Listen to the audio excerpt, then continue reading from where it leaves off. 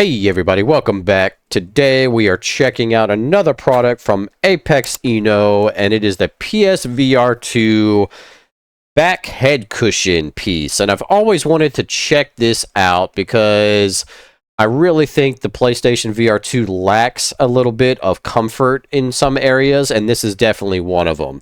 So they have the back pad here for $34.99. Basically, it has a little bit more memory foam on it, and I think it's for a little bit better use of people that are going to be sweating and things like that. It has the wipeable surface on it, which is absolutely fantastic. We can always use that. You know, the PlayStation upgraded this time and had the the plastic on the back side of it, so everything's easier to wipe down. But I really think this is just going to cradle your head a little bit better and make it easier so the headset does not move. So I'm definitely excited to check this out today, and hopefully everything will feel nice and comfy. So let's go ahead and check out the Apexinno head backing pad. We'll unbox it and get it installed. Alright, so here we are with the box. It did come in just a little sleeve, so nothing crazy going on as far as that goes. Shipping seemed to be very, very good. No damage done to the box or anything like that, so pretty simple little box with Apexinno official and its socials on there. So nothing too special with the packaging this time around. As you can see, it opens up. It looks like we have our cushion, which definitely feels like it's got some cushion in it for sure. There's a lot thicker of a pad, no doubt about it. So I can already see that this might actually be pretty nice. So we'll go ahead and open this up real quick. No big deal there. Yeah, definitely has some pretty good foam on it. Feeling really nice, believe it or not. So we got our piece that apparently we're going to have to screw into the headset. I was not expecting that, but I guess we're going to be taking apart our PlayStation VR2 just a tiny bit. It does come with some instructions and some tools, which is cool. So we'll go ahead and see what's all up in there. Looks like a little tiny screwdriver, some tiny screws, almost like a guitar pick. I've used these before to open up cell phones and stuff like that, so I am familiar with that, so no big deal. Got a little instruction manual here, so we'll see what that looks like. Basically, it's telling us to pull it all apart. Not too shabby. So yeah, we are definitely going to be doing some pulling and prying on this. So user, definitely be aware. We are going to be pulling our headset apart some. So there is that for you. So I'm just going to lay the directions out here at the top. We're going to follow it step by step on how to do this. But really nothing too major. That's pretty much all what you're looking at. And not a whole lot in the box. Not a whole lot to it, I guess you could say. But yeah, this should be interesting. I am very, very curious on how this is going to pull apart, and also a little afraid to pull it apart for the first time. So let's go ahead and go with the install. All right, so here it goes. So first up, it says use point A as the pry point to pry the upper and lower ends respectively. Okay, so it wants us to face the headset this way, which hopefully y'all are going to be able to see, and wants us to pry right where this pad is. And dear Jesus, I hope I don't destroy my headset doing this. Okay, it's not that big of a deal, to be honest with you. You're just kind of popping off this plastic piece, and you want it to go all the way around here. And it is kind of a little bit of a pain. I won't lie about that. We're going to do this together as best as we possibly can. Usually with something like this, you need several pry points. As you can see, there's little tabs here that we're trying to pop up.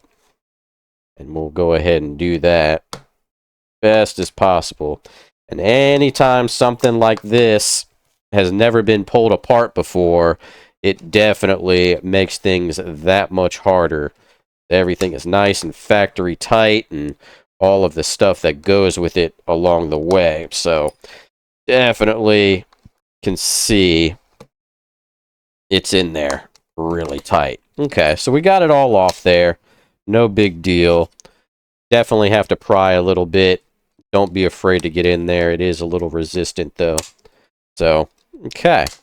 Very nice. We got it pulled off. So that's your piece that's completely pulled off. I'll make sure I save that because I don't want to lose that. Let's see.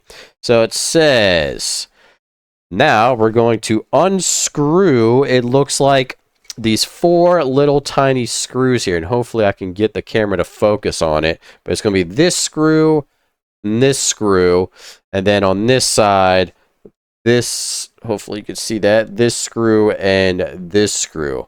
I know my camera's trying to focus here. It's a little odd. So we'll go ahead and start unscrewing that. We want to be really, really careful and use the tool that it came with because it is definitely a certain size. And you want to make sure you're using the correct size for sure.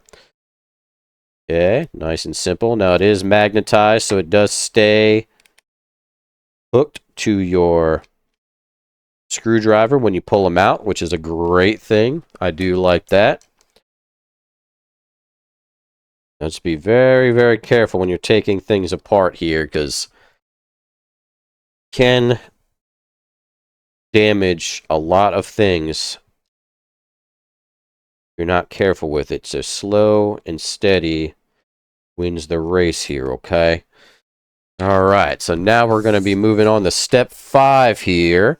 Basically, it just wants us to snap the piece in here. So you want to make sure the Apexinno is facing down towards the ground. And basically, it looks like this just snaps right in. Bada bing, bada boom. It shouldn't be too hard at all. Now, let's see. It looks like there's this piece right here. That little piece that pokes off definitely needs to go in this little hole. So make sure you line that up properly as best as you possibly can. I'm trying to get this on camera for y'all because truly it is not the easiest to have this on camera. There's also a little lip down here at the bottom, so you want to make sure that fits in like it should. Lining everything up actually a little more difficult than I thought it was. Okay, it definitely has a little lip that it needs to sit in here, and I'm hoping y'all can see it. So it does sit flush, but you definitely have to kind of push in and add some pressure to it. So it kind of pretty much just snaps back in place like the factory one does.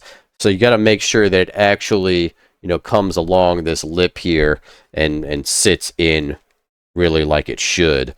You do have to give it some pressure. Don't be scared of it. Just be careful in making sure everything lines up. And it looks like we take our screws and put those screws back in to where it was before. So definitely preload your screwdriver, it looks like here. And we'll go ahead and it's really, really hard, but we're to see, but you're going to screw those back into where you took out the originals. Now the 4th screw is almost in there. We should be good to go. Everything kind of fits nice and snug here. There's a little tiny gap in there, but it's actually really not bad at all. You can kind of see it is installed there, so fits pretty good. Feels like it's factory. Looks like it's factory, which is great. So we'll go ahead and then put on our little cushion. The cushion is completely, you know, Velcro on the back. And yeah, that should just pretty much just line up like so. And we can put that on. You know, you got the Velcro right here, so it should just pretty much plop down in place. And you can adjust that as need be, but yeah, it just Velcros right in there, which makes it real simple, nice and easy to do. You can kind of make sure everything lines up like it should with its ridges. There's a ridge all the way around this that you can pretty much press in and make sure that's perfect. And yeah, okay. Very, very simple to put the cushion pad on. I will say it is a little bit of a pain to put that little plastic piece on, but for the most part, it seems to do its job. And yeah, it fits nice and snug. So there you go. I'll show you both sides of it here. You can see it is in there. And I do like how the logo is down at the back, especially when you're wearing it. That's pretty cool, no doubt about it. Do make sure you tighten down those screws at a fairly good tightness. You don't want it being all loose and rattling on you when you're moving around. So I think this one is pretty good, pretty tight, and yeah, perfect. So we'll go ahead and test it out. Go ahead and put it on and see how it feels. All right, so now that we got it on here, I tell you, this actually feels really, really good. And it is definitely an upgrade to the factory back head strap of the PSVR2. It feels like the headset does not move anywhere near as much as it usually does. There is a little bit of play still when it going up and down, but it really helps improve the stability of it like nobody's business. It feels really good on the back of the head. It definitely cradles like the lower part of your head, which really gives it that stability. I actually really, really like this. I think it is a great upgrade to the PlayStation VR2 headset. Especially for people whose head might be a little bit smaller. The cushion really adds some good comfort to it, and it really just supports and uplifts the headset off of the bridge of your nose, which is really one of the big things that I had a problem with the PSVR2, and this cushion makes it kind of feel like it's more supported in the back and not hanging so low in the front. So you can adjust it and have a really good combination of tightness up top, and then the back really adds like an extra, just, I don't know, it's almost like it's hugging your head from both sides now, and it really does feel good. I think this is a great little device here and a perfect upgrade for the headset.